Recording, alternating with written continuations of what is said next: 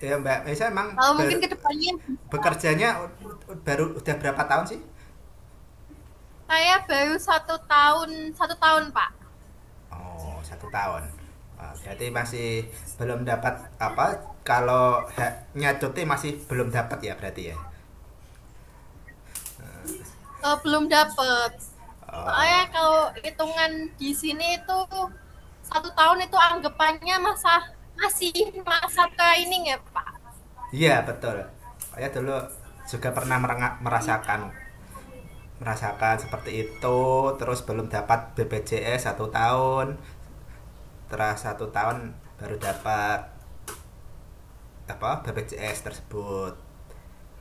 Oke, ya udah. Soalnya nanti tahun depan atau semester depan kita ada lagi mungkin kita apa kemarin sih polling nanti mau perusahaan yang apa. Kemarin ada yang usul ke daerah Solo atau Karanganyar nanti tahun depan kita cari-cari apa perusahaan lagi, syukur-syukur mungkin kali ya ada yang perusahaan yang mau menerima hari Sabtu, tapi apa perusahaan yang hari Sabtu sih agak sedikit sih, kebanyakan mereka operasionalnya ya weekday itu. Ya mungkin nanti untuk kedepannya kita perbaikin untuk masalah apa konfirmasi ke anak-anak KSK yang soal izin. Oke, kemarin itu kita kunjungan ke apa pabrik PT Sido muncul itu untuk mengupgrade upgrade ilmu ke mahasiswa. Itu dari perusahaan tersebut itu kebutuhan SDM-nya itu bagaimana, terus dalam hal mengolah produk-produk dari petani itu bagaimana, apa melihat produk yang terbaru dari apa PT Sedo muncul itu apa saja. Akhirnya dari mereka bisa apa banyak upgrade ilmunya di situ. Contoh kayak hal kemarin yang paling banyak dibutuhkan itu kalau untuk anak prodi bisnis digital itu bagian melakukan penelitian segmen dari untuk menganalisa perilaku pasar, untuk membuat iklan konten, terus banyak lagi. Kemarin pun sendiri dari kita juga mau melakukan usulan untuk anak-anak bisnis digital untuk magang di sana. Itu masih proses sih, kemarin masih untuk kita untuk apa menganalisa kebutuhan apa untuk dari mahasiswa sendiri untuk magang ke daerah Semarang atas itu pada apa masih belum menanyakan ke mahasiswa itu mau nggak ke sana. Itu katanya apa masih ada kendala, masih jauh dari rumah kita, mungkin masih untuk magangnya cari-cari ya daerah dekat rumah-rumahnya sendiri. Ya sudah. eh ini berhubung udah pada semua, mungkin yang gak ada kendala di tempat kerjanya boleh apa mungkin agak on cam nanti di ujung akhir perkuliahan untuk kita diskusi setelah materi. Ya mungkin dari kalian kalau sudah mendekati mau maghrib itu kan biasanya dari perusahaan juga ada waktu untuk istirahat, mungkin kita apa nanti on cam sebentar saja. Oke, kita ini untuk kalian untuk off cam tidak masalah untuk memperhatikan materi kita hari ini.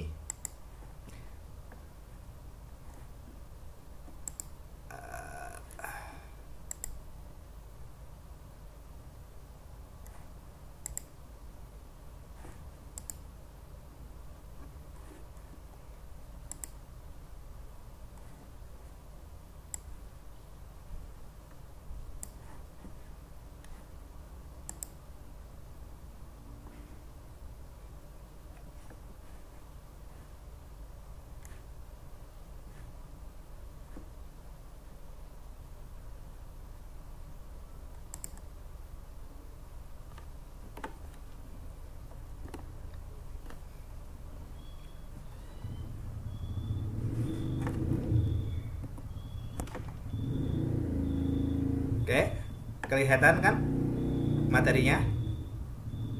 Oke, oke, nggak ada masalah. Oke, baik. Hari ini kita akan belajar tentang pengorganisasian di dunia digital. Oke, dari kalian semua kemarin setelah mungkin kemarin yang baru lulus dari sekolah menengah atas tingkat aliyah, SMA, SMK, mungkin pernah ikut semacam halnya organisasi, mungkin pernah juga jadi ketua, sekretaris, bendahara.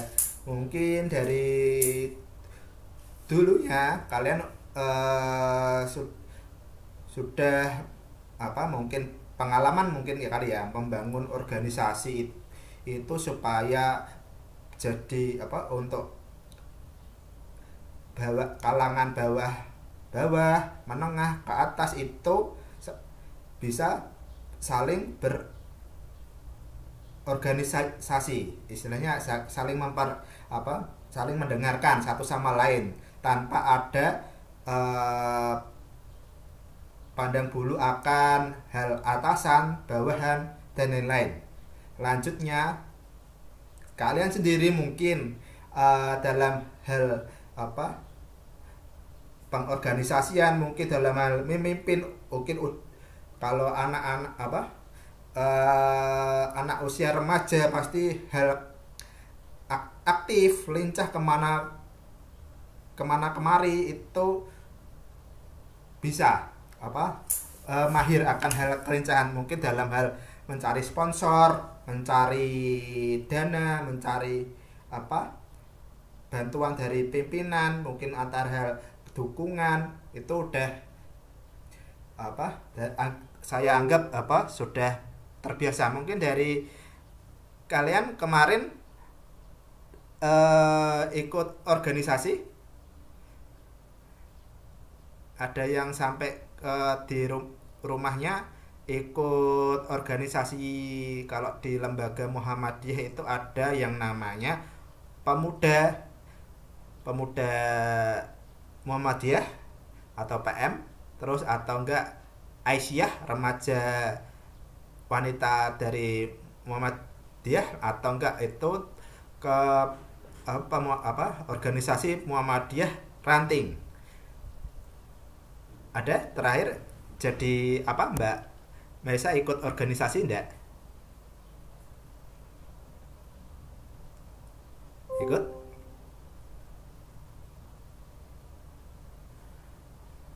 mungkin ikut organisasi kewirausahaan, atau enggak organisasi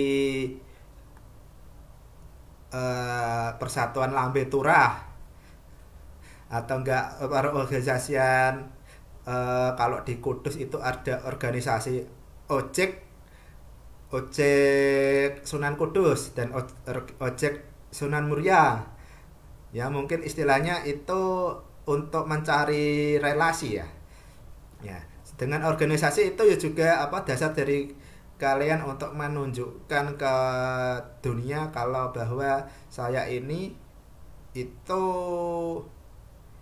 orangnya itu butuh akan hal banyak orang, karena hidup sendiri itu tidak bisa menumbuhkan banyak relasi, karena dalam hal kehidupan itu perlu halnya kegiatan sosial di masyarakat, lingkungan umum, dan di lingkungan kerja juga. Mungkin dari kalian, dari teman-teman KSK mungkin sudah ikut yang namanya di dunia kerja itu juga disebut juga organisasi dalam perusahaan Mbak Masnya sendiri. Nah, dari organisasi itu mungkin sudah terperinci akan hal pimpinannya siapa, terus wakilnya siapa, terus manajernya siapa,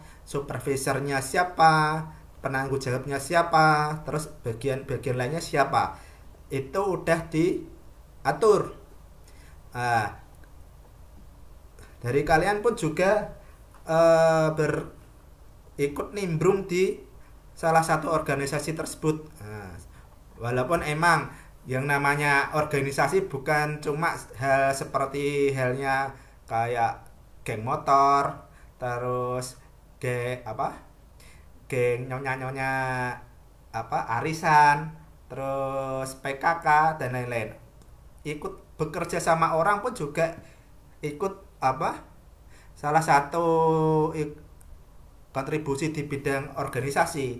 Ada yang eh, asosiasi pedagang pasar itu juga organisasi. Dari organisasi itu mungkin kalian sendiri pun bisa menilai bahwa itu dari kepemimpinan dengan bawahan itu sangat aktif tidak, sering pimpinannya itu sering mendengarkan anak buahnya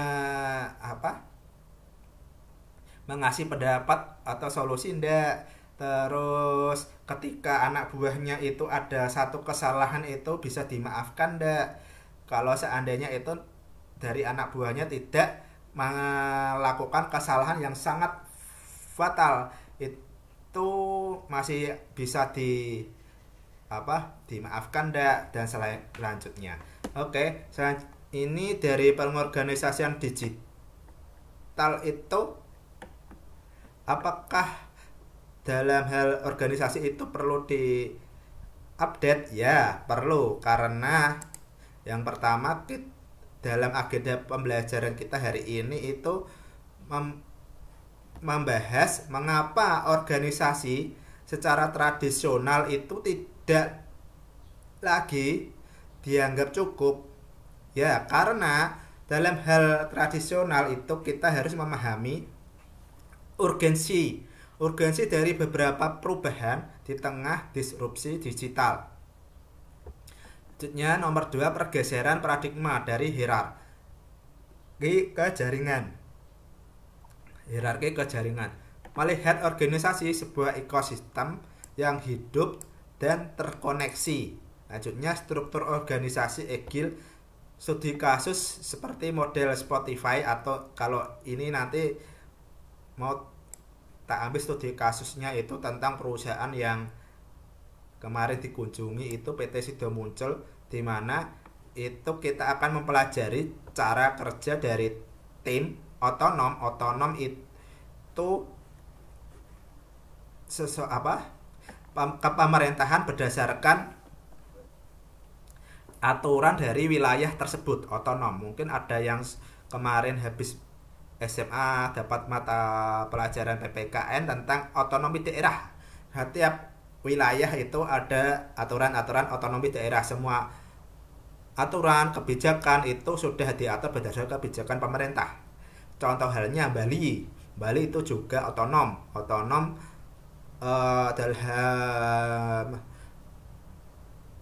usaha itu, seperti halnya menjual kayak miras dan lain-lain itu masih diperbolehkan di situ di Bali. Terus untuk kepemimpinannya, untuk kepala daerahnya diperbolehkan dipimpin oleh orang dengan beragama Hindu. Nah, seperti itu. Bapak jadi kerja otonom itu aturan dari setiap perusahaan, tapi bisa diatur diskalakan dengan skala besar. Itu bagaimana? Selanjutnya 4, membangun budaya inovasi sebagai pertumbuhan.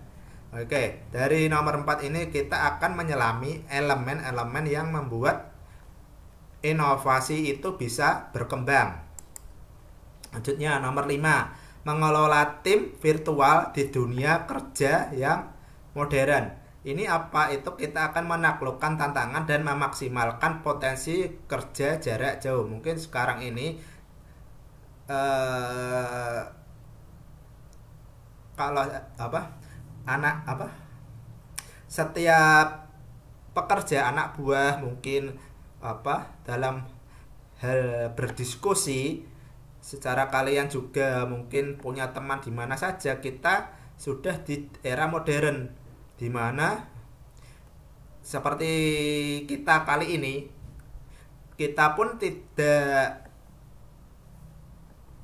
perlu halnya kuliah di kelas.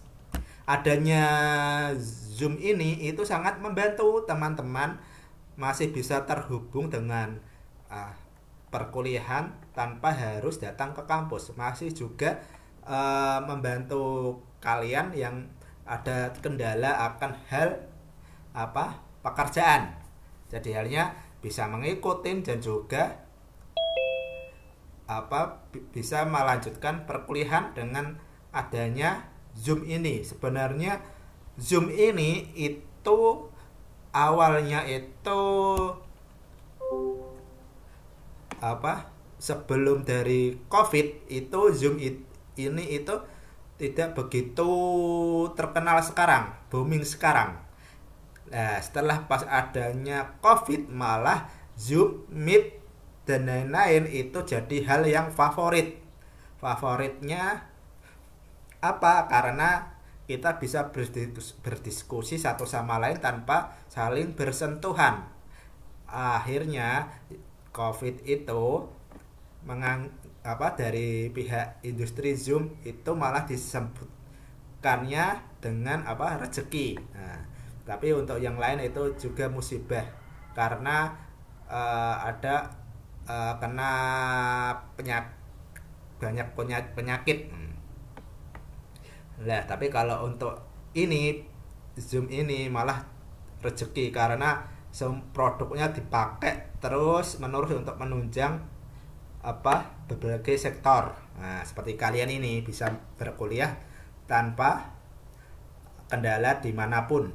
Oke, mungkin dari kalian kalau yang sedang di jalan lebih baik perhatikan jalan dulu, abaikan dari perkuliahan ini sampai di tempat yang aman, tempat yang nyaman untuk virtual Zoom. Jangan dipaksakan diri menyetir sambil Zoom. Nanti di jalan tidak bisa berkonsentrasi. Oke. Selanjutnya dari hal pertanyaan pemantiknya itu pertama, itu pernahkah kalian itu bekerja di organisasi mungkin di tempat kerja kalian merasakan itu akan hal kelambatan dalam hal lambat dan birokratis. Contohnya dalam sekarang ini mungkin kalau organisasi dari dunia pekerjaan yang dianggap lambat itu ya kayak mungkin absensinya masih manual, terus dalam hal penggajian ada yang masih diberikan cash, ada yang diberikan transfer. Kalau dulu di Pak Heri itu organisasinya kalau hal gaji itu masih menggunakan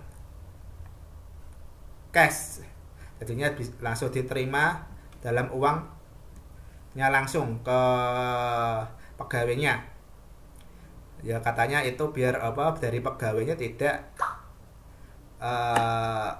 merasakan uang langsung dari perbankan. Nah, terus apalagi mungkin dari kalian mungkin ini juga merasa-rasa bahwa dari tempat kerjanya saya ini agak hal lambat. Mungkin contoh halnya di tempat usahanya ya kalian bekerja, mungkin di Indomaret atau Alfamart di Kudus itu birokrasinya tidak boleh pelanggan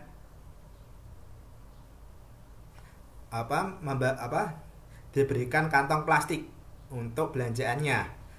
Untuk bawa belanjaannya harus membeli kantong sendiri yang sudah disediakan dengan harga merogoh kocek beberapa rupiah berdasarkan ukurannya. Nah, jadi hal kan seperti itu juga hal birokratis yang bisa juga dari toko kelontong yang biasa itu bisa apa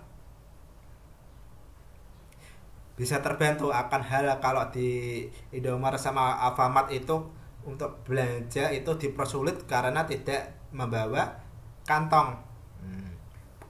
Padahal kan di perusahaan kemarin dari beberapa pemerintah pun juga sudah berhasil merubah plastik menjadi paving block, atau enggak plastik bisa menjadi bahan bakar yang bisa digunakan oleh beberapa kendaraan seperti halnya kendaraan diesel dan bensin. Jadi seperti itu kalau perusahaan kalian seperti halnya pemasukan pembersihan, terus pembuangan sampah, dari pembuangan sampahnya itu benar-benar dimanfaatkan, seperti halnya kalau kemarin itu dari tadi Pak Heri melihat dari kontennya Pak Deddy Mulyadi yang dapat kunjungan dari PT Danantara itu mencoba merubah sampah panasnya sampah jadi listrik. Kalian pasti sudah mengetahui kan kalau panas dari hasil pembakaran itu bisa juga dihantarkan jadi sebuah listrik. Kalau di Singapura sudah dilakukan. Kalau Singapura sendiri tidak, untuk pembuangan akhirnya mereka tidak bingung.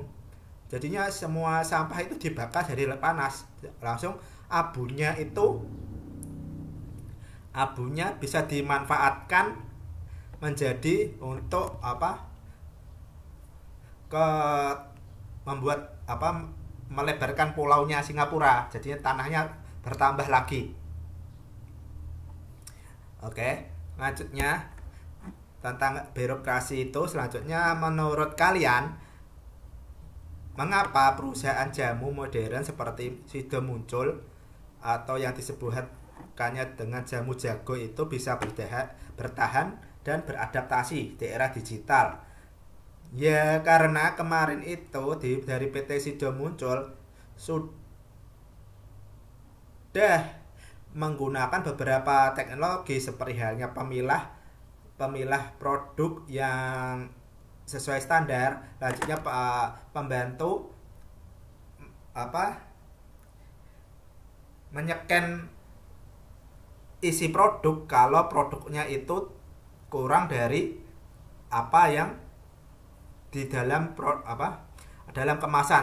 Istilahnya standarnya satu dus tolak angin itu isinya 10. Pas lewat dari conveyor itu ternyata isinya kurang dari 10. Lah dari mesin itu kalau kurang itu langsung ditendang keluar. Istilah itu menggunakan teknologi AI untuk membantu dari pekerjaannya itu dalam hal kelalaian dari pegawainya dalam hal pengisian produk. Istilahnya semua produknya itu harus di lapangan, kalau tulisannya 10 ya harus tepat 10, tidak boleh kurang, tidak boleh lebih. Nah di sentra kecepatan itu dari PT Sido muncul masih menerapkan teknologi, tapi tidak juga menghilangkan secara tradisional.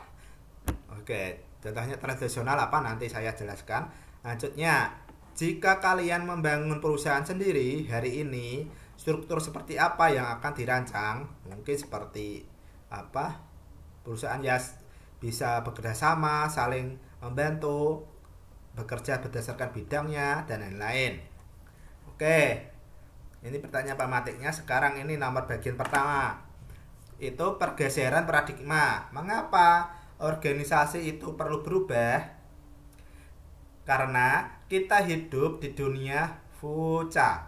VUCA itu volatility, uncertainty, complexity, ambiguity. Kecepatan adaptabilitas dan fokus pada pelanggan, bukan lagi pilihan, melainkan syarat utama untuk bertahan dan berkembang. Untuk apa sih? Ya, untuk membangun struktur organisasi. Kalian kemarin sudah saya bahas bahwa struktur organisasi tradisional itu seperti ini. Itu struktur organisasi tradisional itu masih banyak digunakan dari beberapa perusahaan, terutama industri di skala kecil. Kalau di Kudus itu ada industri tahu, industri sirup Agung. Terus apalagi yang masih kecil, mungkin Jenang yang belum terkenal dan lain-lain. Ini struktur ini dirancang untuk melakukan efisiensi dan prediktabilitas di era industri. Namun ini seringkali menjadi sebuah penghambat inovasi. Kalau tradisional itu pemimpin puncak itu memimpin hal menengah, dan dari menengah itu lini depan. Jadinya dari anak buah itu untuk berhadapan dengan puncak itu harus izin dengan pihak menengahnya dulu. Itu apa? Karena perintah dan kontrol itu pasti keputusan terpusat. Pastinya ini bisa juga disebut dengan spesiasi kaku, karena setiap orang punya peran spesifik. Ya, kalau hal manajer ya manajer saja sendiri, supervisor ya supervisor sendiri, sales ya sales sendiri, bagian sendiri. Selanjutnya komunikasi formal, di mana informasi itu mengalir melalui jalur resmi. Istilahnya kalau hal anak buah yang lini depan itu kalau mau lapor ke puncak ya lapor ke bidang di atasnya dulu, jangan sampai langsung ke daerah puncaknya. Lanjutnya, keterbatasan kritis model tradisional. Keterbatasan kritis tradisional itu apa? Yang pertama pasti hasilnya lambat, kehilangan peluang pasar karena proses pengambilan keputusan yang panjang dan birokratis, seperti halnya kura-kura. Selanjutnya kaku, sulit melakukan pivot atau beradaptasi saat preferensi pelanggan dan teknologi berubah dengan cepat. Selanjutnya silo fungsional, terjadi duplikasi pekerjaan dan pengalaman pelanggan yang terfragmentasi karena departemen tidak berkomunikasi.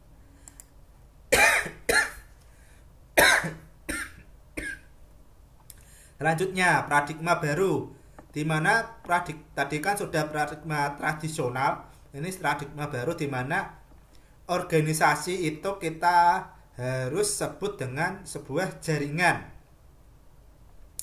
Contoh halnya, alih-alih mesin yang kaku, bayangkan organisasi sebagai ekosistem di mana yang terhubung fokusnya adalah itu pada aliran informasinya dan kolaborasi yang fleksibel. Contoh halnya sebuah proyek ini itu bisa cepat selesai, kita harus membagi bagian-bagian. Contoh halnya tim A mengerjakan pekerjaan A, tim B mengerjakan bagian B. Selanjutnya kita juga perlu hal pakarnya juga, istilahnya yang bagian ahlinya.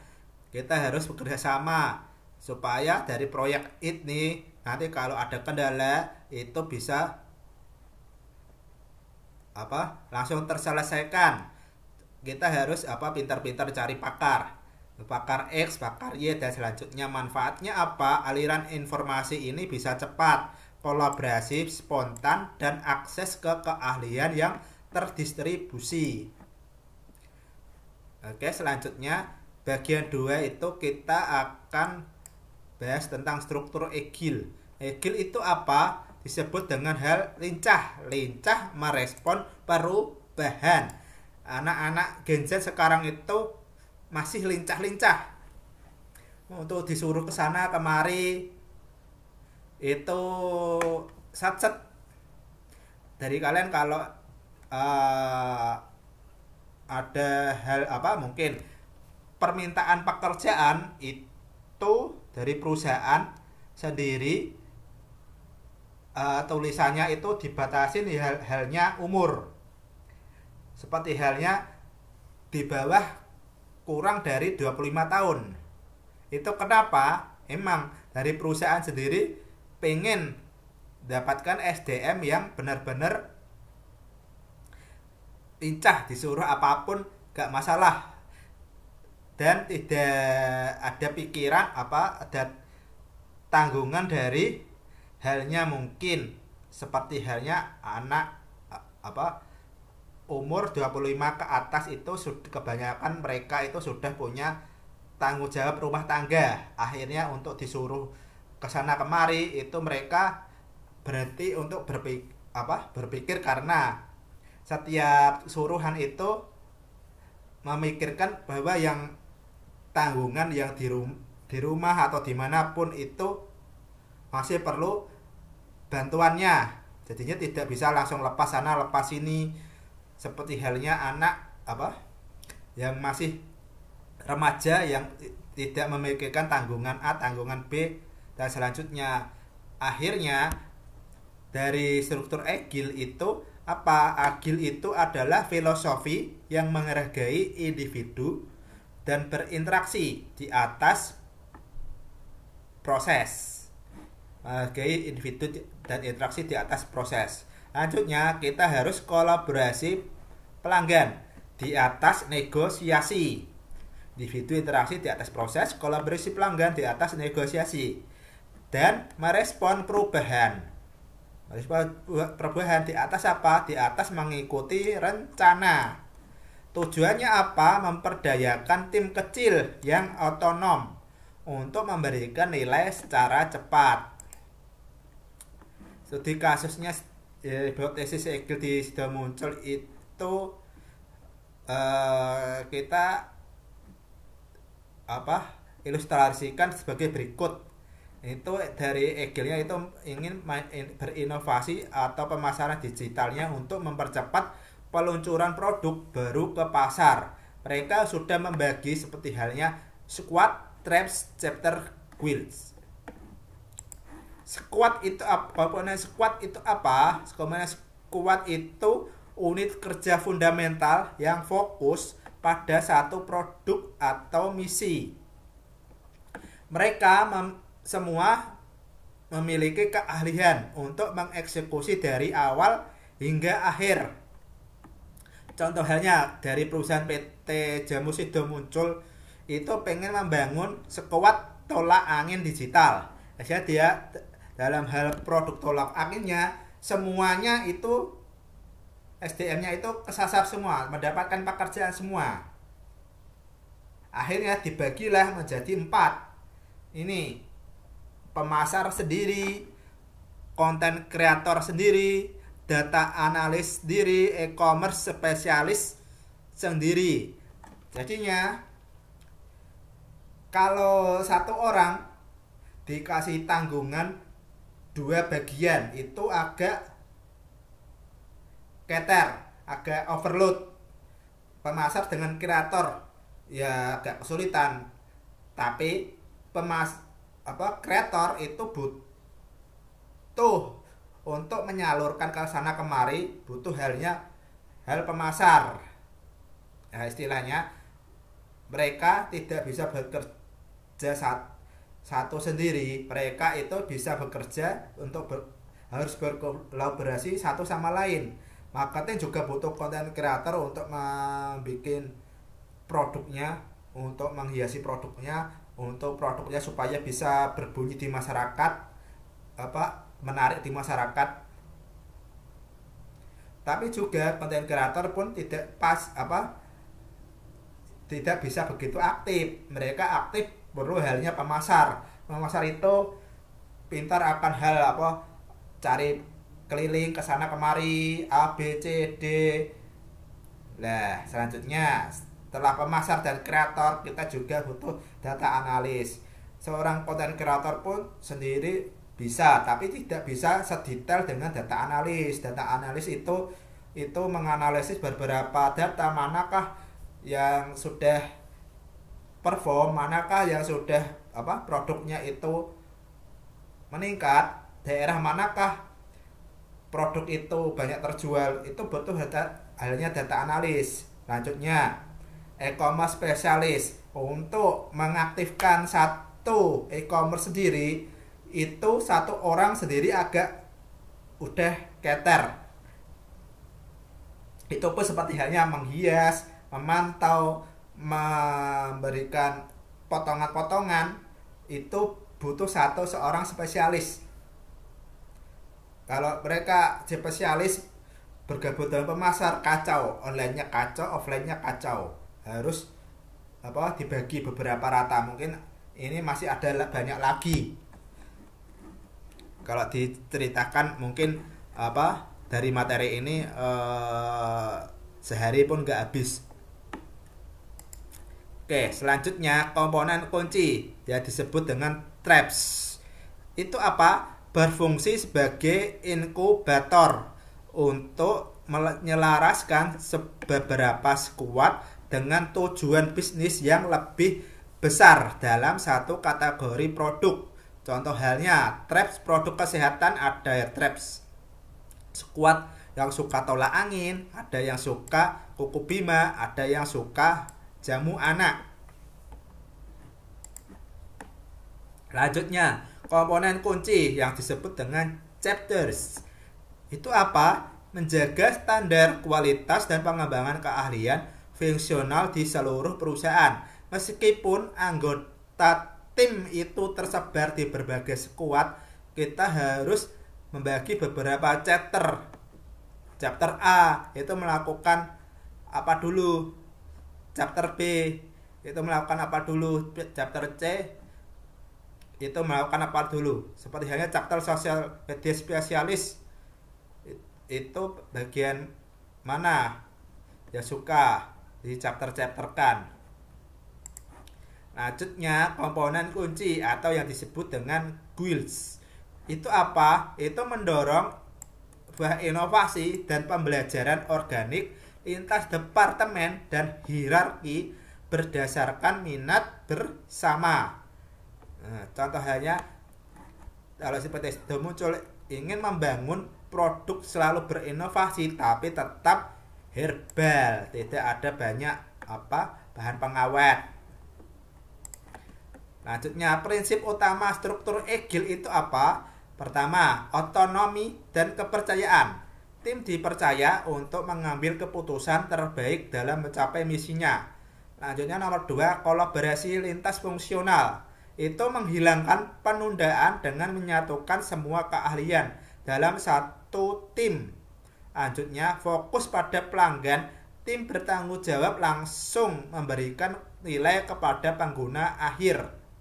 Lanjutnya, penyelarasan tujuan atau alignment. Otonomi bekerja karena ada tujuan bersama yang jelas, misalnya melalui OKR.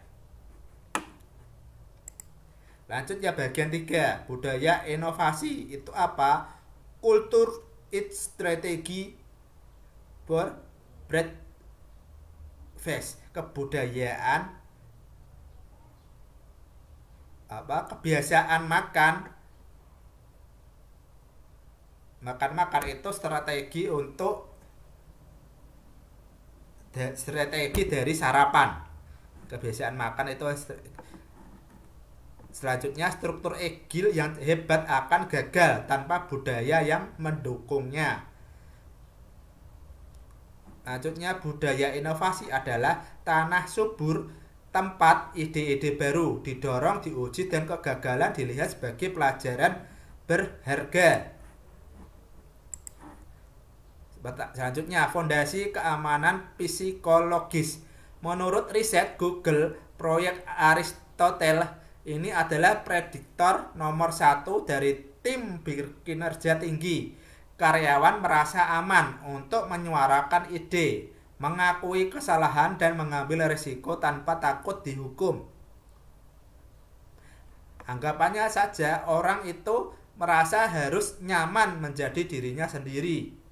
Nah, ini pun sudah Pak Eri lihat dari beberapa video-videonya kemarin.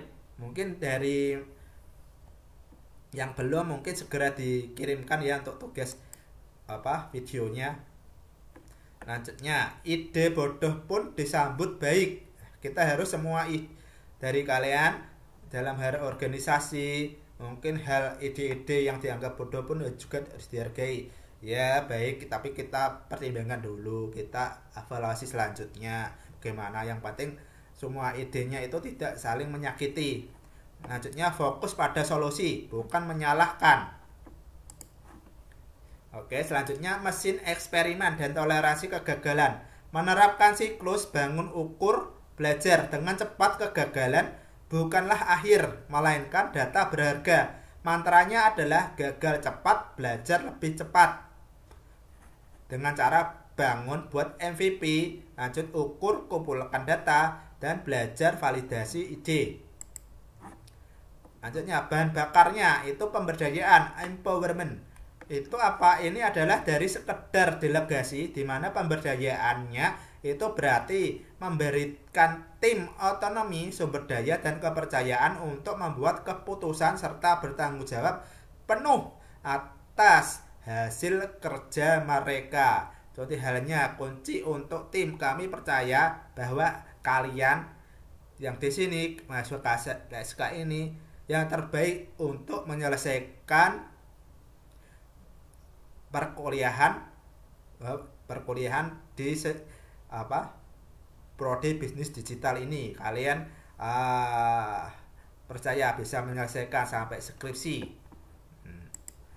Oke, selanjutnya pelumasnya tadi kan bahan bakarnya, sekarang pelumasnya buat ngasih supaya bisa bergerak sana sini dengan lancar. Itu keterbukaan dan transparansi. Informasi dan data kinerja perusahaan itu akan didukung harusnya dengan roadmap produk dan lain-lain, dibagikan secara terbuka. Ini memungkinkan pengambilan keputusan yang lebih baik di semua level, bukan hanya di puncak saja.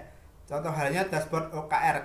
Ketiga data tersebut untuk semua karyawan, digunakan untuk untuk notulensi rapat strategi yang nanti bisa dibagikan via email ke seluruh perusahaan.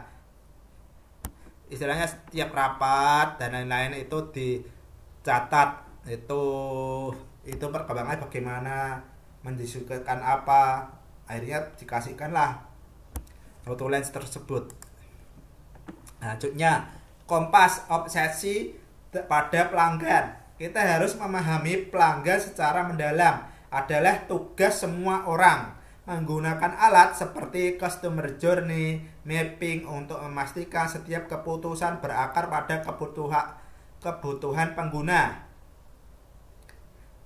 Oke, setiap pelanggan pasti melakukan pertama, mencari secara sadar dengan refleksi melihat pertimbangan. Setelah pertimbangan pasti melakukan check out atau yang disebut dengan beli. Setelah melakukan beli, akan memberikan hati yang disebut dengan loyalitas. Contoh sederhananya peta perjalanan pelanggan seperti ini. Mungkin nanti bisa dicatat di buku kalian tentang hal obsesi dari pelanggan. Lanjutnya bagian 4, tim virtual. Itu bekerja tanpa batas ruang. Seperti Zoom ini, tim virtual itu yang bekerja melintas batas geografis dan waktu dengan teknologi telah menjadi norma baru. Ini membuka peluang besar sekaligus tantangan unik dalam manajemen. Lanjutnya, keuntungan tim virtual. Keuntungan tim virtual itu apa? Yang pertama, akses talenta global. Merekrut talenta terbaik tanpa dibatasi lokasi, sehingga meningkatkan keberagaman dan inovasi. Lanjutnya, fleksibilitas tinggi. Meningkatkan keseimbangan kerja hidup yang dapat meningkatkan kepuasan dan retensi karyawan. Lanjutnya, nomor 3, efisiensi biaya. Itu apa? Mengurangi biaya operasional. Sewa kantor utilitas yang dapat dialokasikan kembali untuk pertumbuhan. Tantangan kritis dari tim virtual ini apa? Yang pertama seperti ini, komunikasi. Seperti halnya dari kalian ini kan sering kali Zoom, ada yang apa, malu-malu untuk apa, buka kamera, terus kalau buka kamera itu mengganggu pekerjaan, jadinya risiko miskomunikasi dan kesalahpahaman itu bisa meningkat tanpa isyarat nonverbal dari interaksi tatap muka. Istilahnya saya ini tidak bisa mengetahui dari hal visual karakter kalian itu bagaimana dengan virtual ini. Oke, selanjutnya dalam hal membangun budaya dan kepercayaan itu pasti membutuhkan upaya yang disengaja untuk membangun hubungan personal dan rasa memiliki yang kuat. Contohnya, selanjutnya kelelahan digital, Zoom fatigue. Mungkin dari kalian seminggu ini Zoom terus, semoga aja tidak mengalami Zoom fatigue, yaitu rapat online yang berlebihan dapat menyebabkan kelelahan mental dan penurunan produktivitas. Lanjutnya, praktik terbaik mengolah tim virtual itu apa? Yang pertama, dokumentasi asinkron. Jadikan Notion atau Confluence sebagai sumber kebenaran untuk mengurangi rapat dan mendukung zona waktu berbagi, waktu berbeda. Lanjutnya, aturan komunikasi jelas. Communication charter itu tentukan ekspektasi waktu respon dan kapan harus menggunakan email, chat, atau video call. Lanjutnya, jadwalkan interaksi sosial yang disengaja. Adakan sesi virtual seperti halnya coffee break atau permainan tim online untuk membangun ikatan personal. Lanjutnya, fokus pada hasil bukan aktivitas. Ukur kinerja berdasarkan pencapaian, target dan kualitas hasil, bukan jam kerja yang terlihat. Ini simbol ya, ini virtual coffee break.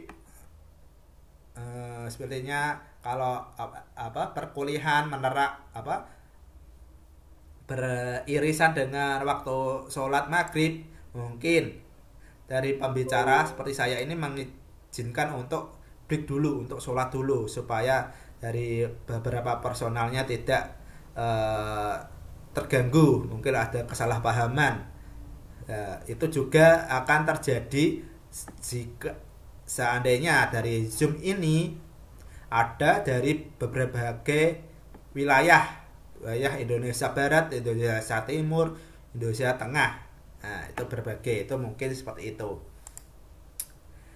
Mungkin sambil berdiskusi, ini yang online camp bisa di-scan QR kodenya sekaligus sebagai Pak Heri untuk absen di perkuliahan saya ini. Mungkin ada yang ditanyakan kawan-kawan mahasiswa, mungkin berdiskusi, mungkin dari perkuliahan ini teman-teman ada kendala apa yang bisa disaringkan dengan Pak Heri?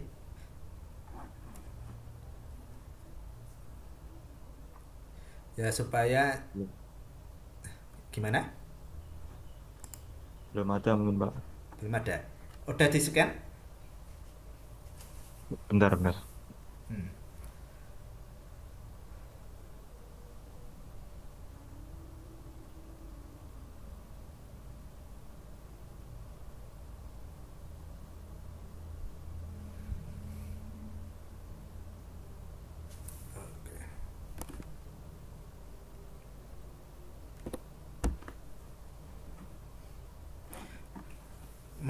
Mas Muhammad Ibnu Faros itu baru masuk di sistem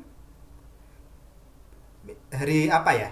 Kok kemarin apa tadi update ada namamu. Halo, nyambung dah. Maaf Halo. Pak, gimana? Suaranya Mas putus-putus. Mas Ibnu Faros baru masuk di sistem itu baru baru ah baru mendaftar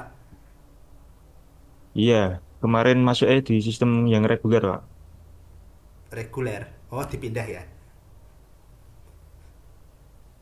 Kepindah kemarin udah bertanya ke kampus untuk dipindahkan kan? Oke, ya sudah. Kalau udah dibenarkan kan dari saya sendiri untuk mengabsensinya kan nggak ada kebingungan.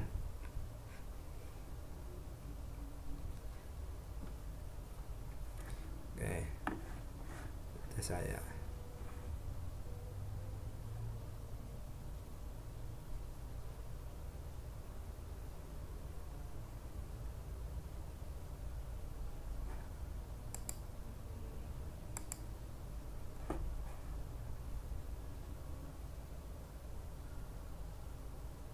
Kok belum bisa ya Pak scan-nya? Belum bisa.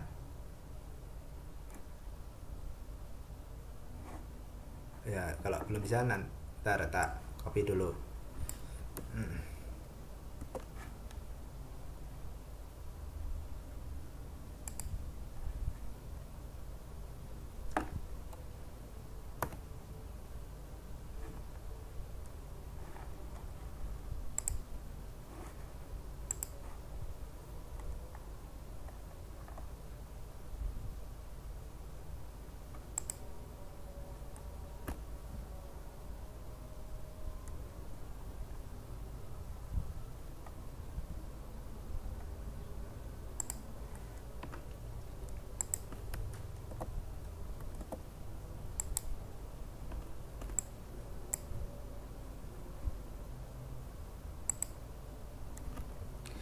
Sudah saya share di grup.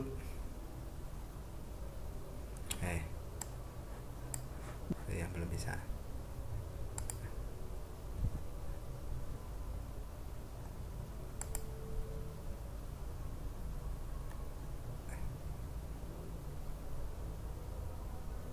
Oke, saya mungkin ada apa pertanyaan dari mata kuliah ini?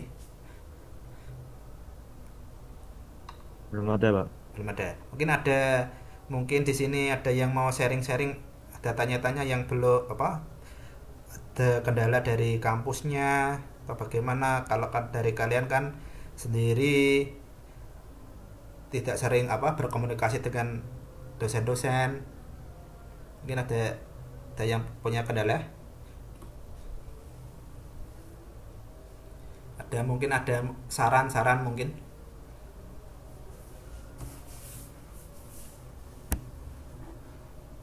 komentarnya. Kendalanya mungkin di presensi ya, Bapak. Presensi bagaimana? Iya, ada beberapa makul yang presensinya tuh masih kayak belum bisa gitu loh, Pak. Di KRS-nya keterangannya tuh masih tidak hadir, padahal kita sering hadir di pertemuan-pertemuannya. Contohnya atau kuliah. Kalau nggak satu kemarin ada pendidikan agama. Pak Mutakin. Nah, Iya, agama Pak. saja. Agama saja atau ada yang lain? Kemarin saya juga Pak Milad, Pak. Itu ditulis tidak hadir. Ya sudah, untuk selain agama bisa WA saja. Selain agama itu orangnya itu emang apa agak slow respon, jadi di WA saja seperti Pak Milad untuk diabsenkan. Kalau Mas Ibnu Faros ini dari kemarin, dari pertama minggu kedua itu juga belum terabsen gara-gara terpindah ke reguler ke KSK, jadinya ini nanti tak absenkan lagi. Iya Pak. Mm-mm. Terima kasih Pak. Selain Pak Milad aja apa Pak, selain Pak Milad ada lagi nggak kan? sama Pak Agama itu ya. Mas Bimo agamanya juga belum. Sama Pak Awis, Pak. Belum, Pak. Yang Bahasa agama Indonesia Pak Awis. padahal hadir semua. Oh, Pak Aris juga belum. Kemarin Juga belum, Pak. mengikutin apa ada perkuliahannya dia. Mengikuti, Pak. Mengerti, Pak? Cuma sebelumnya kan saya itu di Siber tuh ikutnya reguler. Sebelumnya presensi saya juga hadir, Pak, tapi karena dipindah ke KSK jadi hilang semua presensinya. Konfirmasi saja besok, kalau konfirmasi saja. Makanya ini tak sharing-sharing kayak tadi Mas Ibnu Faros kan ganti. Mungkin permasalahannya kayak Mbak Meisya juga Iya, sama Pak. beralokasi. Kemarin absensinya ke reguler kan Mbak Meisya. Tak konfirmasi saja, nggak masalah. Itu aja onak-onaknya nanti tak sampaikan ke teman-teman. Nanti penting pas besok pas ketemu mata kuliah itu bilang aja. Yang paling nggak bisa berinteraksi ya, yang ada yang kena kerja rolling ya, biasanya yang Pak Mutakin itu sama yang dan lain-lain. Oh, itu tak sih. Pak Aris juga ya. Oh, oke, di WA saja. Itu apa perpindahan dari apa data biar menyesuaikan. Itu kemarin sudah saya komplain soalnya ada mahasiswa KSK ternyata nggak masuk ke KSK. Akhirnya sekarang udah dirubah. Sudah, nanti tak lihatnya udah berubah semua atau belum. Makanya ini tak coba kasih pertanyaan sambil absen. Yang di KSK itu namanya siapa saja, soalnya masih tercampur dengan reguler. Makanya nanti tak pisahkan sendiri untuk hal penilaian saja. Oke, udah itu aja. Ada lagi? Ada pertanyaan? Nanti ada perkuliahan lagi? Udah, Pak. Ada, Pak. Ya, Bapak. Pak Aris ada? Iya, Pak Aris. Iya, Pak Aris. Habis maghrib? Habis maghrib? Iya, Pak. Ya, perkiraan di jam 18.40-an, Bapak. Oh ya udah, nanti biar kalian tanyakan saja ke itu. Ya udah, kalau sudah mengisi ini, berhubung sudah maghrib, mungkin adatnya dari orang Kudus kalau maghrib ya leren dahulu. Ya udah, daripada itu Pak Eri akhiri, kita ketemu di minggu depan ya. Kalau seandainya Pak Heri ini ada salah kata, mohon maaf. Saya akhiri perkuliahan pengantar manajemen digital ini. Wassalamualaikum warahmatullahi wabarakatuh.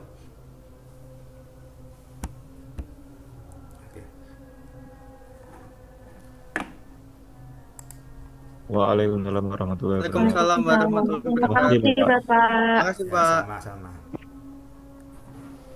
Terima kasih, Pak. Ya. Aduh.